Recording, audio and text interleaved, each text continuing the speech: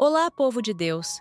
A passagem do Evangelho hoje chama os cristãos a um nível de vida espiritual marcado pela responsabilidade mútua, pelo perdão constante e por uma fé que ultrapassa o raciocínio humano. Vamos ao Evangelho do dia. Como astros no mundo brilheis pregando a palavra da vida.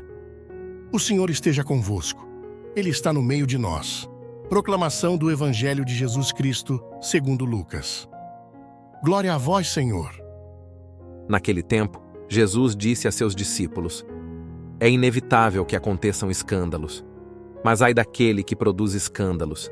Seria melhor para ele que lhe amarrassem uma pedra de moinho no pescoço e o jogassem no mar do que escandalizar um desses pequeninos. Prestai atenção. Se o teu irmão pecar, repreende-o. Se ele se converter, perdoa-lhe.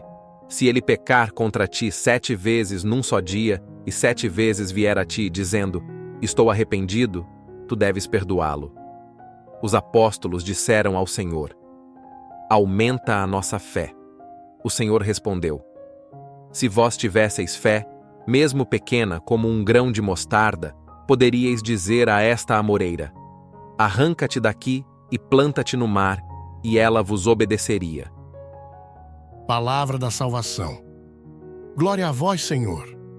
Torne-se você também um evangelizador, se inscrevendo, comentando e deixando seu like. Isso aumenta o alcance do nosso canal. Fé que move tudo.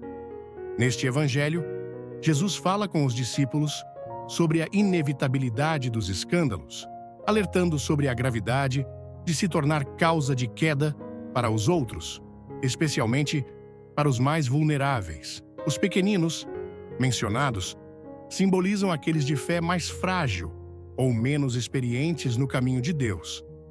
Jesus faz uma advertência severa para aqueles que, com atitudes egoístas ou comportamentos prejudiciais, podem causar danos aos outros, principalmente aos mais frágeis.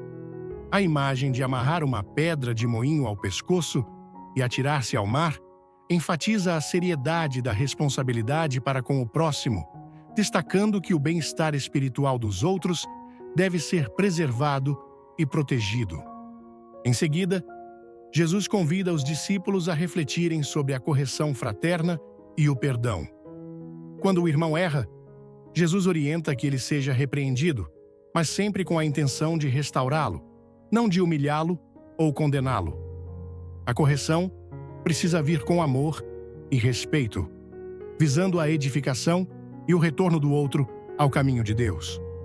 Essa correção não é um ato de julgamento, mas de cuidado, onde o perdão é essencial se houver arrependimento.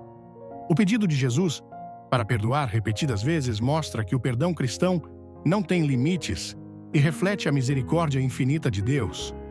O perdão deve ser contínuo, não apenas para que o outro seja restaurado, mas para que o coração do discípulo se liberte do peso do ressentimento. Os discípulos, percebendo a profundidade deste chamado ao perdão e à correção com amor, pedem a Jesus que aumente a fé deles. Este pedido revela a dificuldade humana de viver o perdão pleno e o amor desinteressado, especialmente diante de ofensas repetidas. A consciência da própria fraqueza e a necessidade de auxílio divino tornam-se evidentes quando pedem um aumento de fé. Isso nos ensina que não conseguimos amar e perdoar ilimitadamente apenas com nossas forças.